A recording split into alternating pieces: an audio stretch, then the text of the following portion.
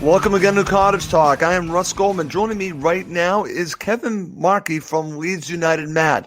This is our preview match of Fulham versus Leeds United. Just a preview show, not preview match. There's a Goldman to start off the show, Kevin.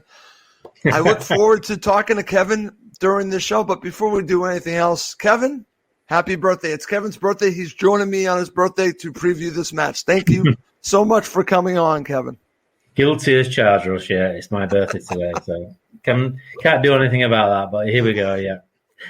Okay, my friend. Well, listen, this is going to be a very interesting match on Friday night at Craven Cottage, and we'll talk about the time the teams played up at Ellen Road in just a bit. But I just want to get you just your overall view. Let's start with just getting your thoughts on Leeds United's season so far. You and I were talking off air. It doesn't seem right. You know, it doesn't seem like we're both in the Premier League because of the pandemic. You and I were talking about it. It just doesn't seem the way it's supposed to feel, right? But just give me your overall feeling on Leeds United's season so far. Yeah, but back in the big time for us, it's been 16 years. Obviously, it's been a very long time since we've been in the Premier League. And to sort of watch it, not being able to go to games is a real gut wrencher, really. And having to, it's a privilege to watch it on TV. Don't get me wrong; it's great that they've sorted all that out where you can watch it on TV. But it's just not quite the same, really. Missing out on games, and the atmosphere at the games are so, lackluster. Really, there's no crowd noise, really, and even the fake noise doesn't sound really real as such. So yeah, it's not quite the same. But overall, we've done okay. Not brilliant. You've done better than okay. I think. Yeah, we've done all right. We're on 35 points. We're in a good position with 10 games to go. So I can't really complain. With Leeds, when we win in style. When we lose, we seem to lose in style as well. Right. We don't seem to draw many games. So the draw at Chelsea was a big surprise. Against Chelsea on Saturday was a big surprise. I thought we defended really well, to be fair. And maybe the last 10 games are going to show more draws. Who knows? Where we realise we're not going to win the game by playing the way we play. Let's settle for a point instead, which is not Bielsa's way by all means. But I think he's learning now that maybe a point is a good point, really, if you can't win. So it's better than losing at the end of the day. And I think a few more points and we'll be guaranteed more or less safety. So overall, it's been great, but like you say, Russ, it's not quite the same as with the crowds there. It's lacking that atmosphere. But you watch what you watch. You can't do anything about it. Yeah. And overall, we've had 11 victories, 13 defeats. So like I say, we don't really do draws as such. But I think most Leeds fans are quite happy that we're back and we're doing, we're doing okay. That's all we can do, really. Right. You're back in the Premier League, and I want to just go a little bit deeper into this because I certainly want to get your thoughts on Bielsa. But before I do that, because like you said, it does seem a little bit feast or famine, Kevin. Does that really come down to Bielsa's approach? Does it really come down to this is how he plays? What we would say here with different teams and different sports, we do what we do. That seems like the Bielsa way. He does what he does. He cares about what Leeds United do. He doesn't really care as much about what the opponent's going to do to him. So is that really just the approach? It's we're going to win, and we're either going to win 4-0 or we might lose 3-0. Is that kind of the mindset? That seems to be his philosophy, Russ, yeah. Which is a bit of a gung-ho one, I suppose. But, even if we're winning 3-0, he wants to get that fourth goal. He wants to get the fifth goal. If we're losing 3-0, he wants to get a goal back to get back into the game. It's just his philosophy of playing football. He just keep attacking and see what happens. If we lose, we lose. He loves playing from the back, from the goalkeeper. Yep. Irrespective of how the game's going, that's the way he does it. I mean, I don't know if you saw the Arsenal game, but the young goalkeeper made an error for a penalty there when he was playing from the back, but he didn't chastise him or say he was wrong. He kept him in the team. He says, that's the way I expect him to play. So I'm not going to blame him for that because that's what I want him to do. And it's the same with the whole team, really. Just pass the ball to death. Make as many chances as you can, score as many goals as you can. If it doesn't happen, it doesn't happen.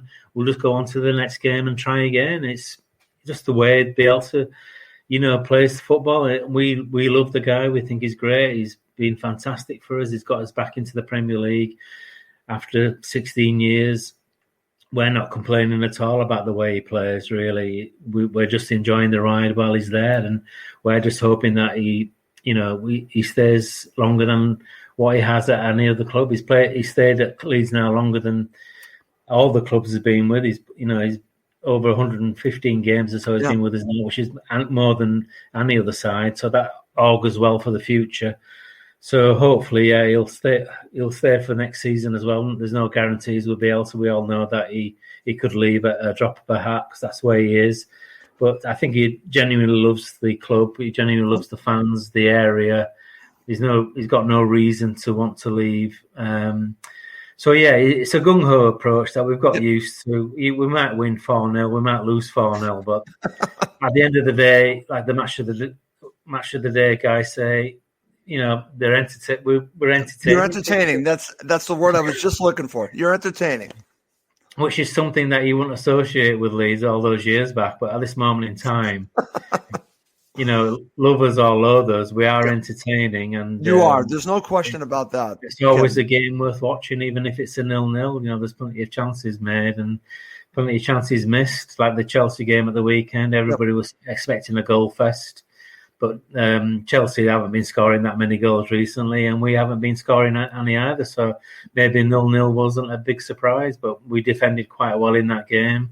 It shows. I know Liverpool fans have been complaining about all the centre-back pairings they've had over the season, but we've had maybe just as many different centre-back pairings as well, and we've just had to cope with what we've got. And Bielsa doesn't moan about anything. He just gets on with it. He picks... Yeah. He likes a small squad, 15, 18 players that he can choose week in, week out. Nothing's really changed there, right, Kevin? I mean, it's still the same thing. Yeah. Players play in different positions. I mean, Stuart Dallas is a good example. He can play. You tell him to play in a position, he'll give 100% in that position, and he'll do okay. He's just that sort of guy. And we've had a left-back who's not a left-back for a lot of the season, Alioski. And it's just... he expects his players to play in positions that he expects them to do well in, and that's the way he does things. And you got to respect the guy for that. He doesn't bring in, he doesn't. We've had injuries during the course of the season. I mean, everybody has injuries, obviously, but he hasn't. He didn't panic in the January window and brought in 2-3 other players. He just said, right, what I've got is okay, and I'll just get on with it. And he has done, to be fair, and we applaud him for that.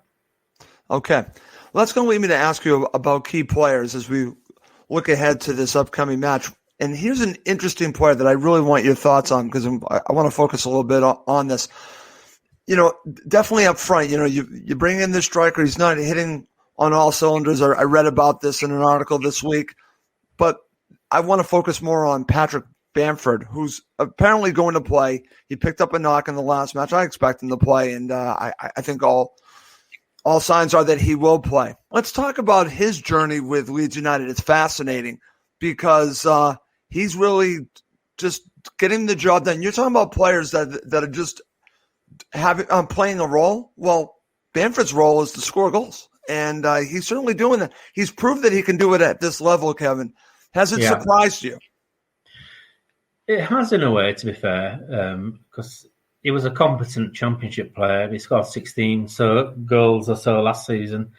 Could have got a lot more with the chances he had, and everybody thought, is he the man to carry Leeds in the Premier League? And there were a lot of doubts, not just from Leeds fans, obviously, from other fans in general, that he wouldn't really be able to cope. I mean, he had Premier League experience with Middlesbrough and a couple of other clubs, but he never really played that many games. If you look at his total of games, he never had the opportunity. Like Bielsa's actually kept faith in him and given him the opportunity to play in the Premier League, and he has taken the chance. He's not your standard sort of centre forward really, because he presses forward, he presses the other team's defence. He goes out wide sometimes, makes holes for the other players to come into, and he chips in with his fair share of goals as well. Obviously, he's missed a few here and there, but every striker does. But yeah, I mean, there was a lot there was a lot of expectancy today that he'd be called up for the England squad, and apparently he just missed out by a whisker to Ollie Watkins. Southgate went for Ollie Watkins instead.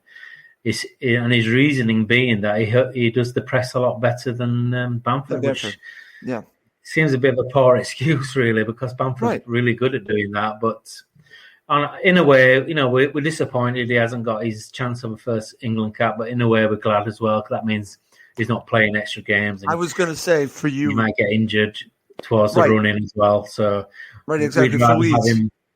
We'd rather have him fit for Leeds for the last 10 games. Being a bit greedy. Hopefully he'll have more opportunity in the summer to get another opportunity. But at this moment in time, he's our main striker, and we want him fit for the last 10 games. So, being a bit selfish there, but that's the way most Leeds fans are thinking at the moment, I think. Okay, well, I have a question from you from Steve Reynolds, and this involves Patrick Bamford. Many Leeds fans were anti-Bamford. Is that the same now? And what has changed for Bamford? I wouldn't say many Leeds fans. There might have been obviously a few fans doubting if he'd be the right man for the role. I don't think anything's changed. Bielsa has complete faith in him as a striker, as a player, and I don't think I think he's repaid that faith really this season. Yeah, absolutely. I think he's been really, really awesome as a striker, and that people look at his goals, but it's his work rate in general. Really, he works so hard for the side during 90 minutes, and you can't fault his attitude towards the games. I think he's loving it because he's back in the Premier League. Yeah, he's got a manager that has complete faith in him as a player. He's got everything going for him at the moment, and I don't think he'd change anything at all. And with 10 games to go, I think he's got the capability to be a 20 goal a season striker in this league, and I think he'll achieve that with the games remaining. And like I say, being selfish again, I'm glad maybe he's got nothing else to concentrate on other than Leeds at the moment, and hopefully he'll be fit for tomorrow night, and he'll put in a decent performance again. Well, this might sound strange, but I actually want him to be fit because I want Fulham to play against the best. I want that. That's just the way that I am, and again, there's a part of me that always says, well, again, it's an advantage if certain players are in. But if you really think about it, you want your team to beat the best team. And the best team includes Patrick Bamford in for Leeds United. But let's go back, and here's another comment that I'm very curious your thoughts on. This is from Bradford Guth. Everyone says Leeds will run out of gas. Now, I'm used to this from a couple seasons ago, but it hasn't happened. Is team fitter, smarter? What are your thoughts on this? Because I find this interesting. They did not run out of gas last season. I know we had the pandemic, but it happened the season prior. But what is the difference now for Leeds United? Do you think that they are fitter? Do you think that Bielsa is managing it any differently? I don't think so. But what are your thoughts about Leeds not running out of gas? I think the difference this season, Russ, is that now we've got 38 games to concentrate on. Last 2 seasons, we've had 46 games to concentrate on. This is very true. I agree in a way. Maybe the first season we did run out of gas a bit in the playoffs against Derby County, but that could have gone either way, that game. Last season, the little gap in between games might have helped us. It might have helped other teams as well, but I think Bielsa has that. People do remember his previous seasons at other clubs where they did run out of gas. I think Bilbao might be a good example where they were challenging for the title at the time in La Liga, and they were in 2 cup competitions, and they run out of steam a little bit in the league. Got to the final, but they looked like they were jaded a little bit and lost. So maybe that reputation has come with him a little bit to Leeds, that he does push the players so hard in training. And they play with this intensity for 90-plus minutes. Of the games, and the non-stop running. The running, a good example of it is the third goal at Leicester City when, we were 2-1 up and the game was coming towards the end, and Bamford just made a run for the goal, and Harrison kept up with him all the way, and he passed the ball to Harrison and he made it 3-1. the fact that Harrison had that much steam to keep up with him in the 92nd minute, whatever it was, shows you how fit these players are, really. I mean, he could have said, we won the game anyway. You just run the ball in the corner and it'll be okay. But Leeds, they're running for 95, 96 minutes, however long the game lasts. And that's all down to the training that he does. I mean, I haven't obviously seen the training session, but I've heard that they're so intense that everybody just... I've seen the documentary. Yeah, I've seen that, and it looks intense. And, and listen, it's paying off because I keep saying, well, they're going to run out of gas. I've said that last season. It didn't happen. Mm-hmm. But, like you said, some of it might be reputation, but when you work that hard, you think eventually you got to see the other side of it. But if they're that fit, then maybe you don't. Maybe you've just trained your body to be able to play this way. And we're going to talk about that intensity in just a bit because Scott Parker had some interesting comments about Leeds United, and I'm going to share a couple of them with you, Kevin. But before we do that, I want to go back. You and I were talking about this off air because it was so long ago. And it's funny because I was going back to look at the team that started in this match. Half the players weren't starting that are starting now. And it was a completely different Fulham side. I believe Areola just started playing with Fulham very recently. Same thing with Kenny Tete. And but it's certainly not the same team. Defensively, it's certainly not the same team. And I'm curious, can we take anything out of this, or do we just throw it away and just say, listen, both teams have progressed? Can we learn anything from that, or was it just too long ago, Kevin? I'm curious your view on that. I don't know about yours, but the game at Ellen Road, it just reminded me of the Championship game, really, the previous season. It just had a Championship feel about it. It did. All the players, most of them were involved in the Championship game literally a few weeks before that at Ellen Road. That's right. It didn't really have a Premier feel about it, even though it was a Premier game. So, I mean, it came across like that. But elsewhere more or less stayed the same over that period of time. I think Fulham have changed a lot over the months. Yep. And you can tell that by the amount of clean sheets they're keeping at the moment, now, which is really good for them. They kept, 6 clean sheets in the last 11 league games, which is amazing, really. It's crazy, Premier League opposition, and they're keeping clean sheets. It's absolutely a fantastic achievement. I mean, I wish we could do that, keep clean sheets.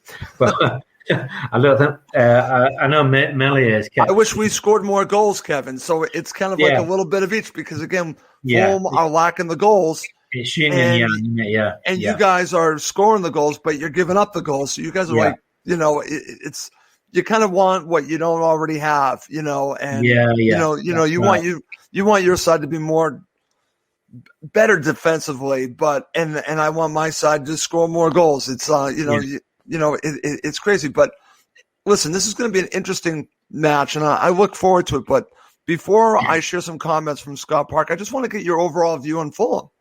And I don't know how much you've had a chance to watch them, but like I mentioned, if Leeds United fans are watching this and they haven't seen Fulham since then, it's a very different team. Again, I just want to mention that we're very different. Many of the players are gone, as you talked about the clean sheets, but it just does not seem like the same team. Like you said, it seemed like a Championship team at Ellen Road for Fulham. We're a Premier League team now. Yeah, I think that's the progression, but I'm curious your view on Fulham. I think the key switch that Parker's done really is Dimitrovic hasn't been playing as that regular recently. This is correct.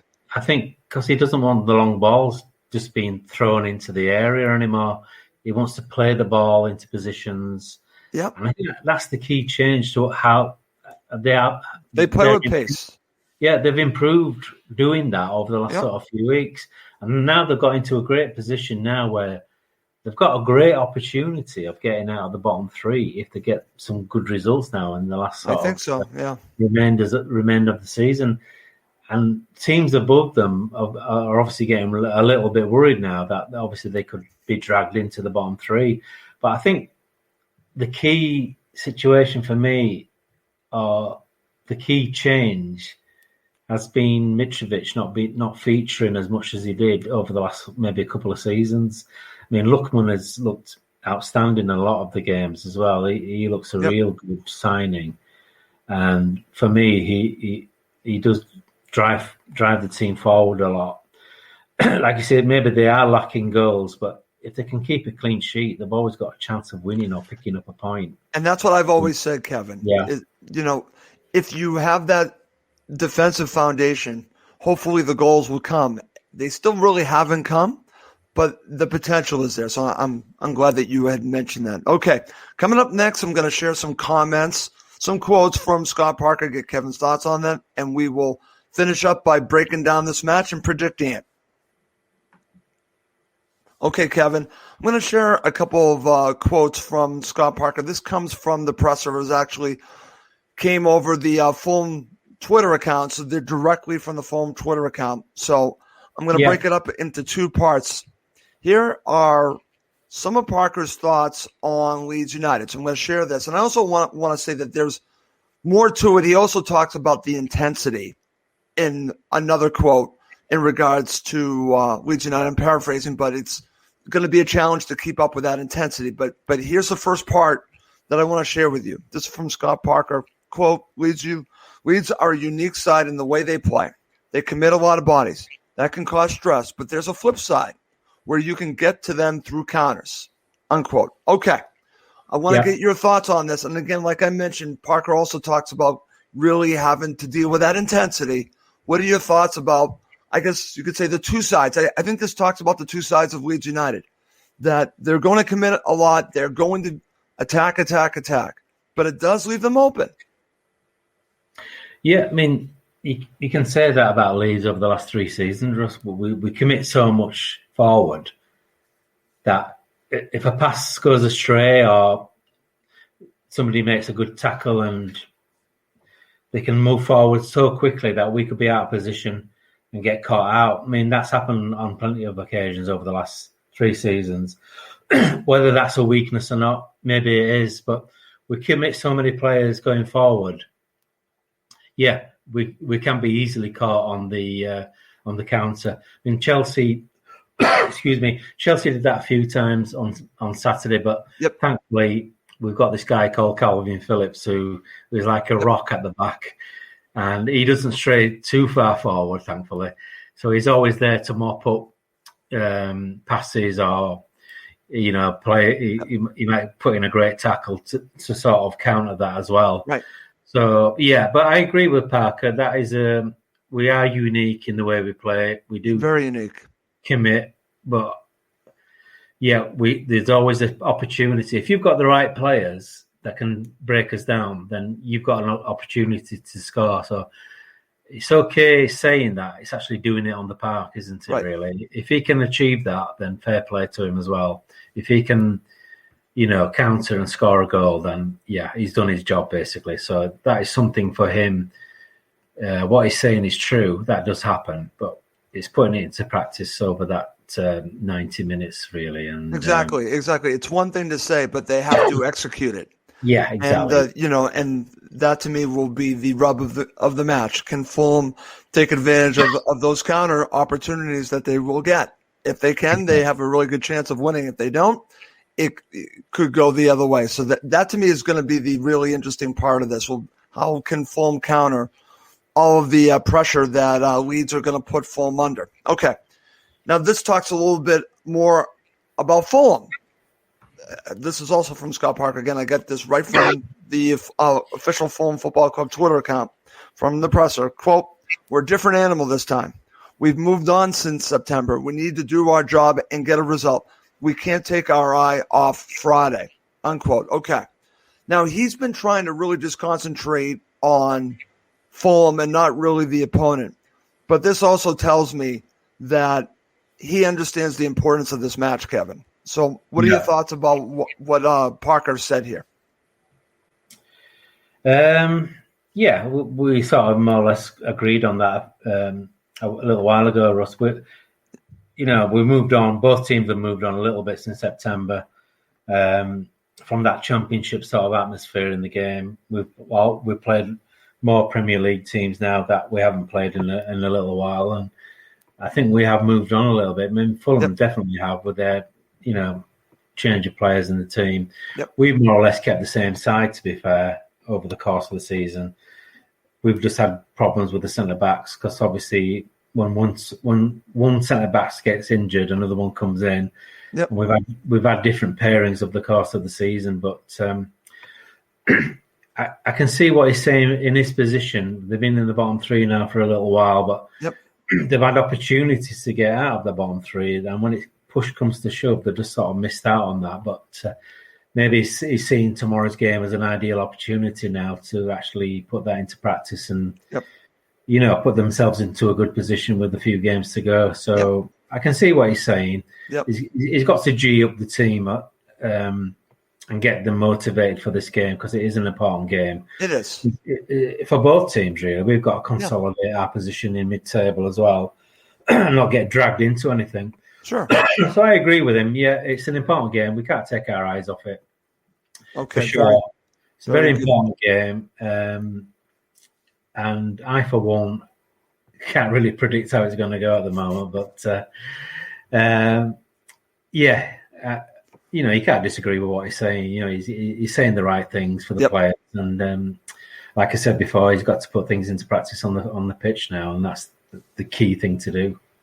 And I guess we're going to find out Friday night, my friend. All right. I'm going to put you in the shoes of Bielsa, okay? How does Leeds United win this match? It sounds like I'm probably putting words in your mouth. Just do what Leeds United do and just show that intensity and just attack Fulham. I think what we've got to do, Russ, initially is pretend that we're in a Leeds hotel on Friday morning, not in London. And I don't get this thing with Leeds United in London. I don't understand it. I don't understand it either. I mean, the last time we beat Fulham in a sort of First Division Premier League game was back in 1968. We haven't beat Fulham in a Premier League game. Oh, Kevin, I don't like these records because records were meant to be broken. I actually don't like these records. Yeah, we haven't scored in a few games now either. We seem to be dry goal-wise. But, what you said though, Russ, he's not going to change his style, is he? He's not going to put, 5 defenders at the back and hope for the best and get a draw. It's just not his way of doing things. He's going to go out and say, right, this is how we win this game. Go out and put things into practice like you've been doing. If we win, we win. If we don't, then we move on to the next game. But he's not going to change tactics. He's not going to change, play with a false number 9 or put 5 at the back and put 2 defensive midfielders in the team. It's just not his style. He respects Fulham. He respects Scott Parker. Yeah. He can tell. He respects the opposition, and Fulham is the opposition on Friday. And he does respect. I mean, they've got some great players in that Fulham team. Parker's done a great job to galvanise the team, really, over the last sort of couple of months. And everybody would think that Mitrovic is the main guy. I mean, but at this moment in time, he's not. I just don't know if he fits on and how Parker wants to play, Kevin. I think that's what it comes down to. I keep saying that sometimes in certain matches, I think he fits, but in many matches, I don't think he really fits the way Parker wants to play. I honestly don't know if he fits against Leeds United the way I think this match is going to go. I think he needs pace up front, and that's not Mitrovic. And I think part of it is that Mitrovic tends to or could slow them down a little bit. Like you said, we're not really playing long balls. That's not really what we're going to be doing. So how does that? It doesn't really play to Mitro's strengths, and we're not getting enough crosses into the box to good crosses to play to his strengths. Well, part of this isn't on Mitrovic. I got to tell you. Well, Cordova-Reid obviously is a class player. He's been pulling the strings in midfield a lot. One of my favourite Fulham players at the moment, I must admit, is Harrison Reid. I think he's Harrison Reid has done a fantastic job. I'd love to see him in a Leeds shirt. He's so good at stopping. He's so good at stopping play, creating play. I love to see how many kilometres he runs in a game. Well, what's funny about it, Kevin, he would actually fit into your side the way he plays. Yeah. It actually does make sense. Yeah, that's where I always say. I hope Marco Bielsa's not watching this. I hope he doesn't think the same as us. Yeah, but I only say that, Russ, because I know that a lot of Leeds fans, every time they watch a Fulham game on TV, he's the guy that they mention. You know, he's I always understand that. He always works hard. He creates. He passes the ball to a flair player like Lookman or whatever, or Cordova Reed, and I'm impressed with this Anderson guy at the back as well. Oh, he's been fantastic, Kevin. I think he's galvanised the back four as well. He looks really good. He's been our captain while Kearney's been out. Yeah, I don't know how to pronounce his surname, but Sambo Angolosi, is it? He's on the bench. He played with Bielsa at Marseille. That's him. Zambo Anguissa, yep. He knows Bielsa from his Marseille days, so they'll probably have a bit of a catch-up tomorrow as well. But you're getting players like Ream and Brian who were regulars, and Hector maybe last season were regulars in the team. And now really you don't see him at all. Nope. Because he's realised that he's got to have a Premier League outlook on the games now. Right. And players like Henderson, Cordova Reed, even Lemina and Harrison Reed, they've all stepped up, haven't they, this season? And that's the reason why now, where a few months ago they would look a bit doomed, and maybe along with West Brom and Sheffield United, you might not think they had a chance of getting out of the position, but he's done so well now to get them on the cusp of getting out of the bottom three. Right. That they've got a great chance of doing it with the right results now coming up. Listen, Kevin, I completely agree with you, and I think you analyzed Fulham season well, and you're a Leeds United supporter. That it really goes back to pretty much having mostly a championship side. If we go back to those early stages in the season, Parker and the powers that be at Fulham realizing, you know what, we need Premier League level players to play a certain way. And some players could transition from the championship, like you just mentioned, Harrison Reed. Yeah. But and even Bobby Decordova-Reid can actually, again, I love Bobby Decordova-Reid. He can play at this level as well. But many of them cannot. They were championship players, so he had to bring in all these players. And it took a while for it to gel. So that's kind of where we are right now. But very good stuff. And it's funny because while you were saying that, I was thinking about key players for Fulham against Leeds United. I think you got to start with Harrison Reed. I think Harrison Reed is going to be vital in this match. Trying to get control of this match is going to be very difficult, and I think he will be extremely important. You mentioned Anguissa. Anguissa could be, or it might actually be Mario Lemina. It'll be interesting to see the starting 11 that Parker goes with, because at times he's gone with Lemina, at times he's gone with Anguissa. And what was interesting in the last match, he man-marked the midfield against Man City for one half. It actually worked. He played Anguissa, Lemina, and Harrison Reed all together, and it actually worked. It worked well. So, all right.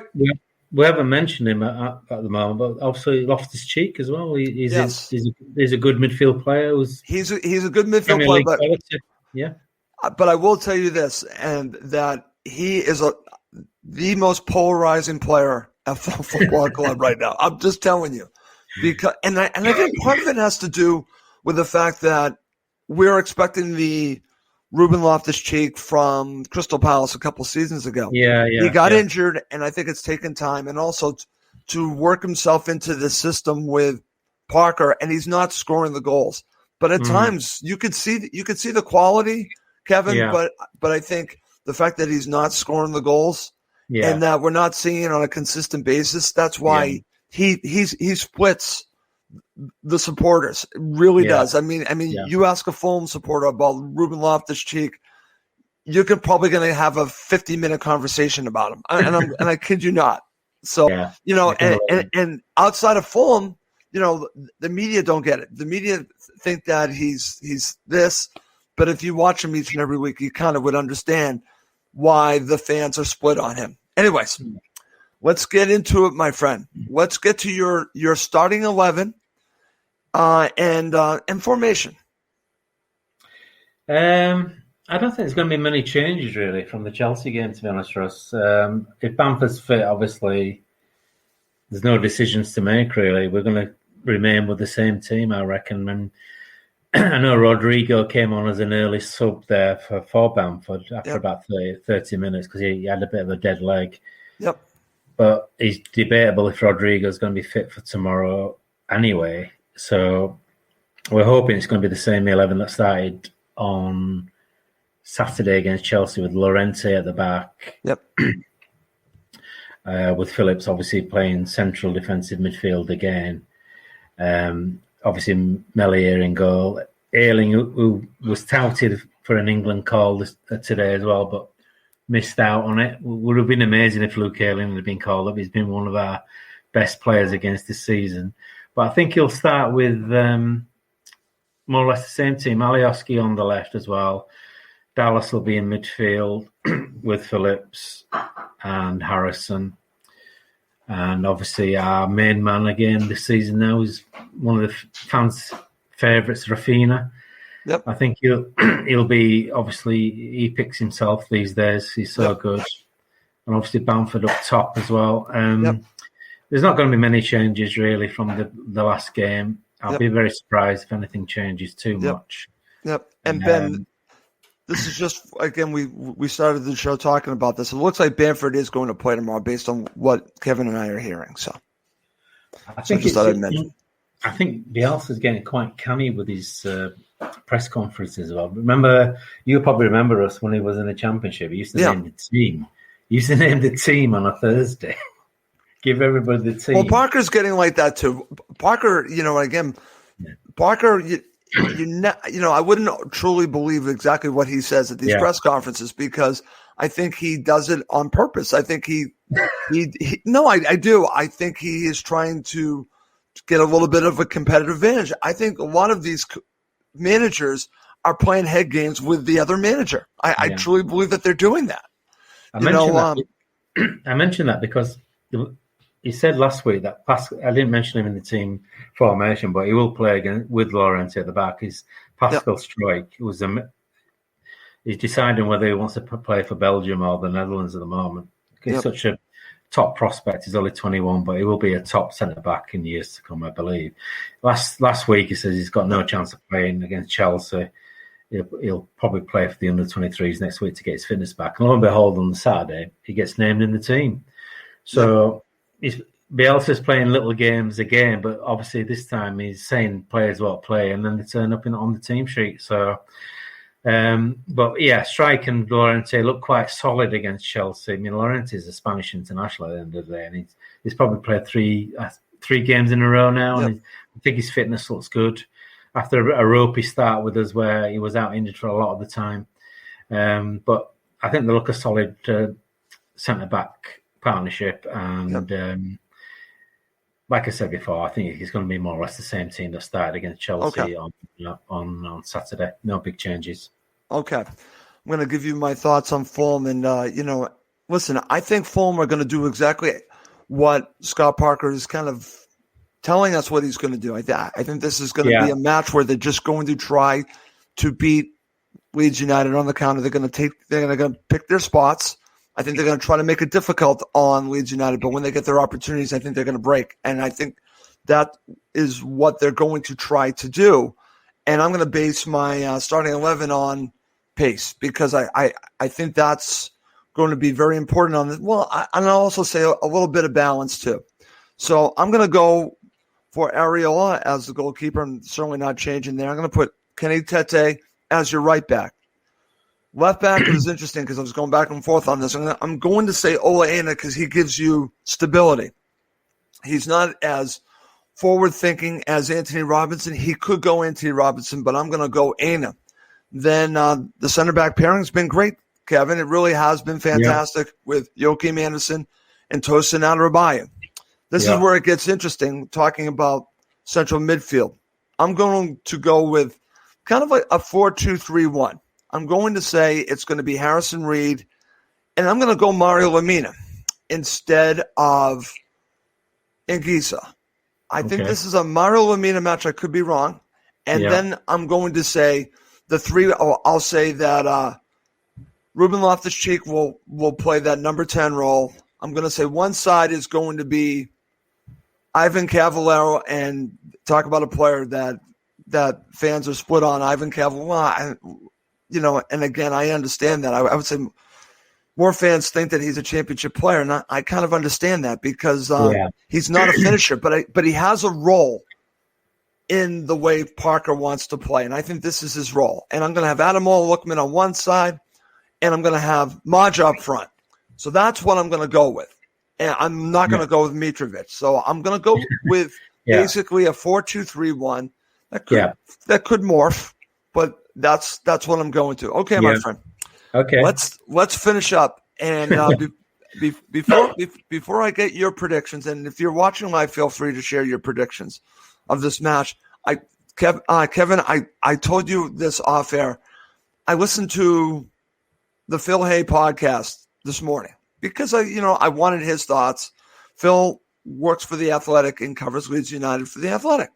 So I'm like, okay, I'm gonna listen to this. And I kind of went right to talking about the match. And Phil cut to the chase. And you said he doesn't normally do this. So I'm going to share this. Phil Hay from The Athletic predicts Leeds United will win handsomely. And I'm thinking, what? I don't know if they're going to win handsomely. Can they win the match? Yes, but Fulham don't give up many goals. I understand how attacking Leeds United are. But the only team that I really fear offensively, even including Liverpool, Chelsea, and Arsenal, and I'll put you in that same category offensively, is again, the only team that really scares me that I think can score multiple goals is Manchester City, because that's how good they are. I agree. So when I saw this from Phil, and I tweeted this out, Kevin, I said Phil Hayes being a little bit overconfident. Bulletin board material for Fulham. Yes, and please, thank you, Phil. But again, listen, he covers the team. He's back in the team. My only question is, Phil, if you watch this, how often have you watched Fulham? That's all I'm going to say. How often? Because we're not the same team from the beginning of the season. Okay, enough of me going off on that, Kevin. Kevin, I want your prediction for this match, and I'll share mine. And if the fans have shared their predictions, I'll share them as well. Very tough for us, I think. All I can say is that our record in London is fairly pathetic over the last 16 games or so. Yep. One shining light for me is Patrick Bamford is another stat coming up now. He's played 15 league games on a Friday in his career, and he scored 12 goals. Oh, that's not good for me. Okay. So I'm hoping Patrick plays tomorrow, but I would settle. I mean, not something Leeds are renowned for this season, but I'll settle for a 1-1 draw tomorrow night. Okay. It puts us on 36 points. Nice position to be in. Gives Fulham a point as well. I don't begrudge Fulham a point. I want them to be in the Premier League next season as well. I like Fulham. I like Craven Cottage. I like the whole aura of the club. So I wouldn't mind a point. Obviously, 3 would be nice. It's my birthday today. It'd be a nice birthday present tomorrow. 3 points would be superb. Puts us in a great position now. Then going into Sheffield United at home in a couple of weeks. But I'll settle for 1-1. I'm not greedy. 1-1. Share my birthday present with Fulham. Okay. All right. I'm going to share a couple comments before I share mine. Kamal says, I feel it's going to be a frustrating 1-1 going with you, Kevin. Now, my friend Chris, who is not a Fulham supporter, Kevin, Chris is actually a Liverpool supporter, but for some reason he watches all of my shows because he's a Patriots fan. I do a Patriots podcast as well. So Chris, thank you. Fulham win 2-0. We'll see if that happens. And let's see what we got here. This is with a draw. Okay, I get that as well. So we have a couple of people predicting a draw. All right, time for my prediction. And I've given this a lot of thought, and it's funny because, like I said, Phil actually really ticked me off this morning. While I got that, Russ, yeah. You get that indication, right? But I'm not going to let that cloud my judgment. I go back to the comments from Scott Parker. He's very aware of the importance of this match.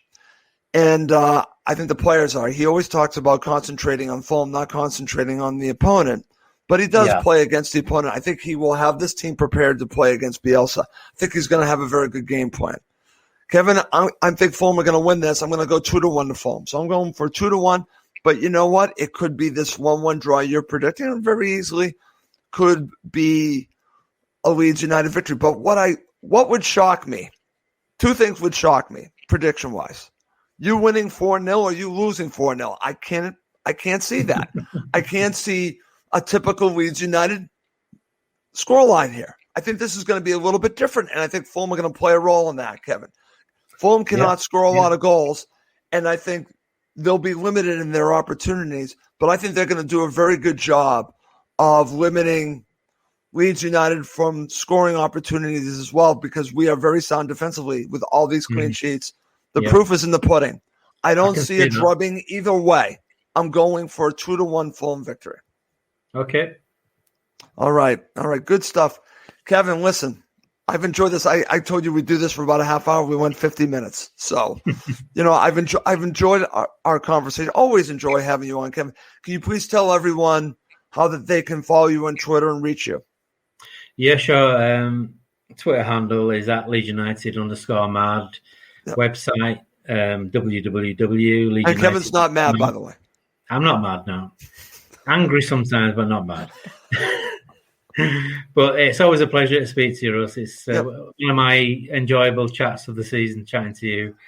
So hopefully Fulham will be in the same league as us next season. I certainly hope so, my friend. Yeah. I want to continue to talk to you. And the only way that happens is if Fulham stay in the league, and we can do this again next year, because I've enjoyed all of our conversations. You were on last season, you were on this season, and it sounds like you obviously want Fulham to stay in the league, and partially because you want to talk to me, and I like that. All right. Enough of taking a victory out lap for myself, but I do want to wrap up this show for my very special guest, Kevin Markey, on his birthday. I'm Russ Goldman. Thank you as always for watching and listening to Cottage Talk.